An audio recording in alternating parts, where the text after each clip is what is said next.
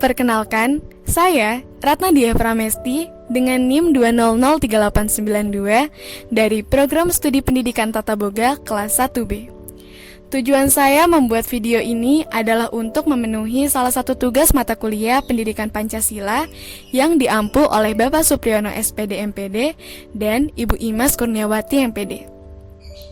Kali ini, saya ingin menjelaskan tentang urgensi Pancasila sebagai pandangan hidup dan dasar negara. Saya ingin mengajak teman-teman semua untuk memahami konsep, hakikat, dan pentingnya Pancasila sebagai dasar negara atau dasar filsafat negara Republik Indonesia dalam kehidupan bernegara. Nah, sekarang kita telusuri dulu yuk konsep dan urgensi Pancasila sebagai dasar negara. Secara istilah, dasar negara dapat diartikan sebagai landasan dan sumber dalam membentuk dan menyelenggarakan negara, menjadi sumber dari segala sumber hukum sekaligus sebagai cita hukum, baik tertulis maupun tidak tertulis dalam suatu negara. Cita hukum ini akan mengarahkan hukum pada cita-cita bersama dari masyarakatnya.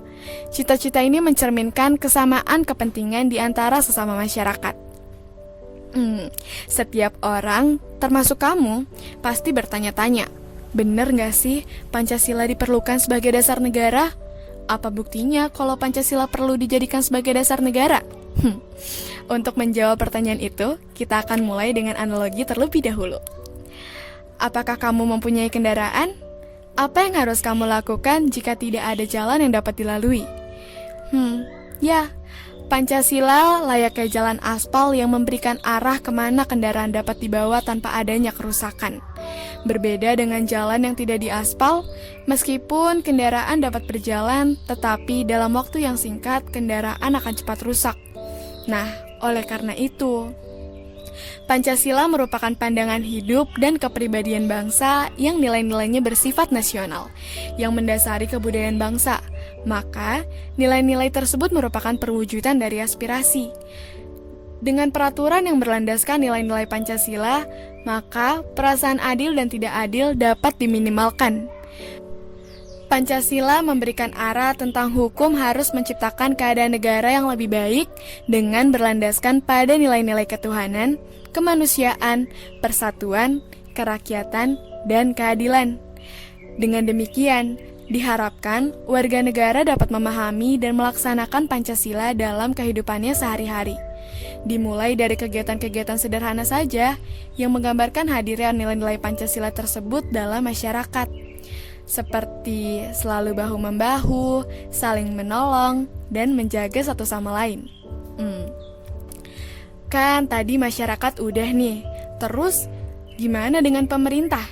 Nah, sebagai penyelenggara negara, pemerintah seharusnya lebih mengerti dan memahami dalam pengaktualisasian nilai-nilai Pancasila dalam kehidupan kenegaraan.